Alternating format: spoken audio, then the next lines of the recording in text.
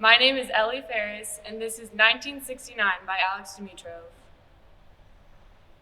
The summer, everyone left for the moon, even those yet to be born, and the dead who can't vacation here, but met us all there by the veil between worlds.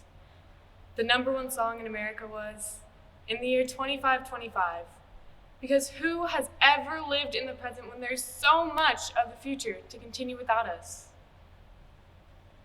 How the best lover won't need to forgive you, and surely take everything off your hands without having to ask, without knowing your name, no matter the number of times you married or didn't, your favorite midnight movie, the cigarettes you couldn't give up, wanting to kiss other people you shouldn't, and now to forever be kissed by the earth, and the earth with the earth.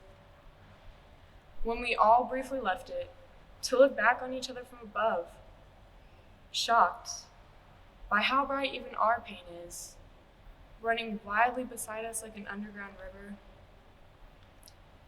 and whatever language is good for.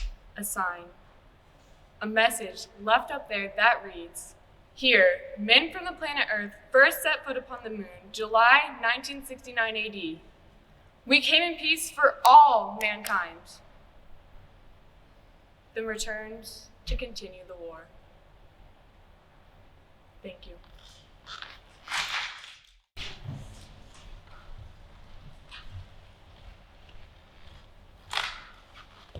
Hello, my name is Ellie Godoy, and I'll be reading Edify by Catherine Phillips. On her son HP at Satan's church, where her body also lies, enter. What on earth preserves our trust? Youth and beauty, both are dust. Long we gathering are with pain. What one moment calls again? 7 years, childless marriage passed. A son is born at last. So exactly limited and fair, full of good spirits, mean and air. As a long life promise, yet less than 6 weeks dead. Too promising, too great a mind, in so small room to be confined. Therefore, as fit in heaven to dwell, he quickly broke the prison shell, so the subtle alchemist can't with Herm's seals resist. The powerful spirit's subtle flight, but 'twould build him along the night. And so the sun, if it arise, half as glorious as his eyes, like this infant takes a shroud, buried in a morning cloud. Thank you. My name is Cassie Martinez, and this is I am offering this poem by Jimmy Sanago Baca. I'm offering this poem to you since I have nothing else to give. Keep it like a warm coat when winter comes to cover you, or like a pair of thick socks the cold cannot bite through. I love you. I have nothing else to give you, so it is a pot full of yellow corn to warm your belly in winter. It is a scarf for your head to wear over your hair to tie up around your face. I love you. Keep it. Treasure this as you would if you were lost, needing direction. In the wilderness, life becomes when mature. And in the corner of your drawer, tucked away like a cabin or hogan in dense trees, come knocking, and I'll answer. Give you directions and let you warm yourself by this fire. Rest by this fire and make you feel safe. I love you. It's all I have to give and all anyone needs to live. And to go on living inside when the world outside no longer cares if you live or die, remember, I love you. Thank you. Hello, my name is Salma Gonzalez, and the poem I'm going to be reading is A Children's Hour by Henry Wadsworth Longfellow.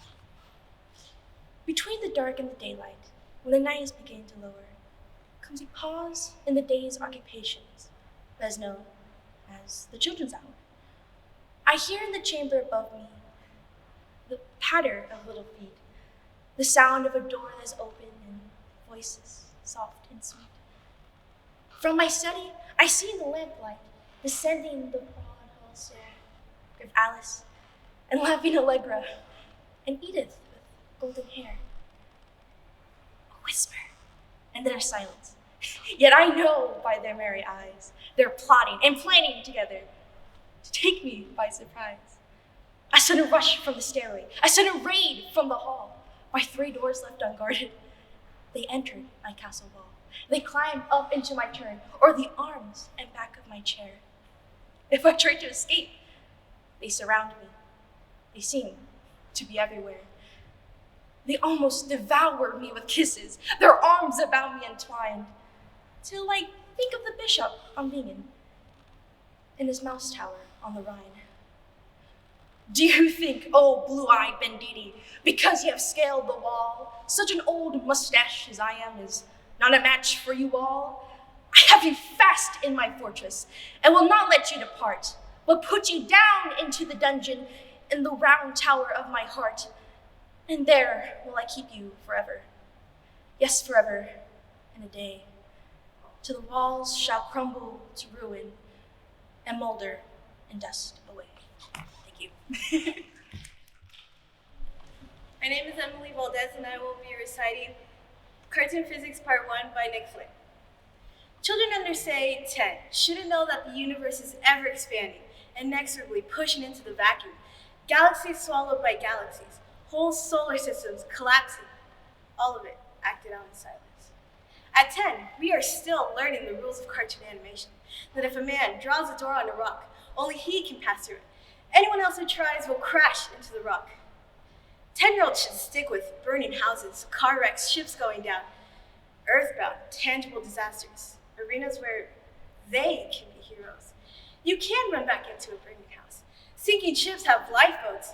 The trucks will come with their ladders. If you jump, you will be saved. A child places her hand on the roof of a school bus and drives across the city of sand. She knows the exact spot it will skid, at which point the bridge will give, who will swim to safety, and who will be pulled under by sharks. She will learn that if a man runs off the edge of a cliff, he will not fall until he notices his mistake. Thank you. My name is Renee Rysinski, and this is The Mortician in San Francisco by Randall Mann. This may sound queer, but in 1985, I held the delicate hands of Dan White. I prepared him for burial. By then, Harvey Milk was made monument, no, myth, by the years since he was shot. I remember when Harvey was shot, 20, and I knew I was queer. Those were the years, Levi's and leather jackets holding hands on Castro Street, cheering for Harvey Milk, elected on the same day as Dan White. I often wonder about Supervisor White, who fatally shot Mayor Moscone and Supervisor Milk, who was one of us, a Castro queer. May 21, 1979. A jury hands down the sentence. 7 years. In truth, 5 years for ex-cop, ex-fireman Dan White, for the blood on his hands. When he confessed that he had shot the mayor and the queer, a few men in blue cheered. And Harvey Milk? Why cry over spilled milk? Some wondered semi-privately for years. It meant one less queer. The jurors turned to White. If just the mayor had been shot, Dan might have had trouble on his hands. But the 12 who held his life in their hands maybe didn't mind the death of Harvey Milk. Maybe the second murder offered him a shot at serving only a few years. In the end, he committed suicide, this Dan White, and he was made presentable by a queer. Murray, and this is Domestic Situation. Maybe you heard about this, maybe not. A man came home and chucked his girlfriend's cat in the wood chipper. This really happened. Dinner wasn't ready on time. A lot of other little things went wrong. He spat on her father, who came out when he learned about it.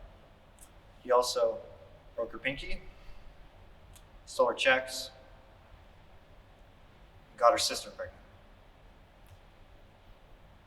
But she stood by him, stood strong through it all, because she loved him. She loved him, you see. She actually said that. And then she went and married him. She felt some unique call. Don't try to understand what another person means by love. Don't even bother. Thank you. Hello, my name is Quetzal Omada, and I'll be reciting the poem Flowers by Cynthia Zarin. This morning, I was walking upstairs from the kitchen, carrying your beautiful flowers, the flowers you brought me last night, calla lilies and something else. I'm not sure what to call them, white flowers. Of course, you had no way of knowing it has been years since I bought white flowers, but now you have, and here they are again. I was carrying your flowers and a coffee cup and a soft yellow handbag and a book of poems by a Chinese poet in which I had just read the words, "Come or go, but don't just stand there in the doorway." As usual, I was carrying too many things. You would have laughed if you saw me. It seemed especially important not to spill the coffee, as I usually do, as I turned up the stairs inside the whirl of the house as if I were walking up inside the lilies.